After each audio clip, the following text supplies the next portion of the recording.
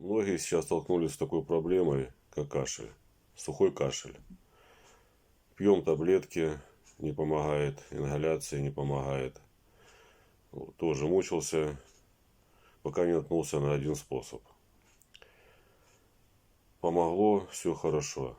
Так, смотрите, только действие надо выполнять, эти действия выполнять при открытом окне.